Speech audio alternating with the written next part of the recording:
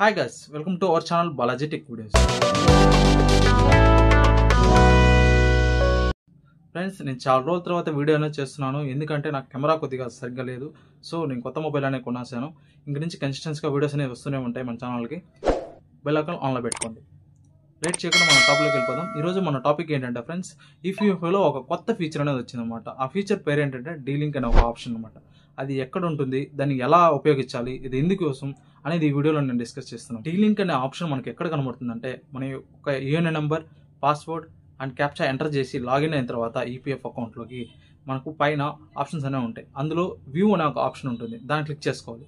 దాన్ని క్లిక్ చేసుకున్న తర్వాత ఒక డ్రాప్ డౌన్ అనేది వస్తుంది అనమాట. అందులో సర్వీసెస్ అనే ఒక ఆప్షన్ ఉంటుంది, దాన్ని క్లిక్ చేసుకోండి. దాన్ని క్లిక్ చేసుకున్న తర్వాత మనం ఏదైతే మనం కంపెనీలో వర్క్ చేసామో ఆ సర్వీసెస్ అని అక్కడ డిస్ప్లే అవుతాయి.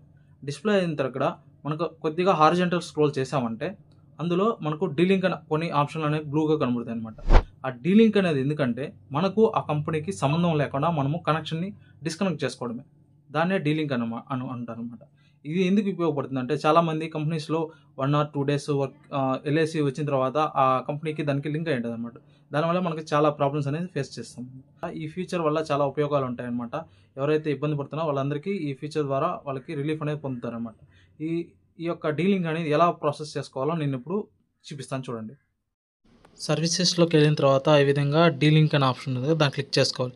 క్లిక్ చేసిన వెంటనే మనకు ఒక పాపప్ వస్తుంది, దాన్ని ఓకే చేసుకోవాలి. ఓకే చేసిన వెంటనే మనకు ఈ విధంగా సెలెక్ట్ ఆప్షన్ వస్తుందన్నమాట.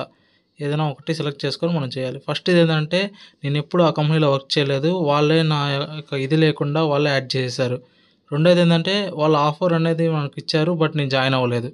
ఈ విధంగా క్లిక్ చేసుకొని మనం టిక్ పెట్టుకొని ఆ కన్సర్న్స్ అన్నిటిని ఓటీపీని క్లిక్ చేసామంటే మనకు ఓటీపీ వస్తుంది.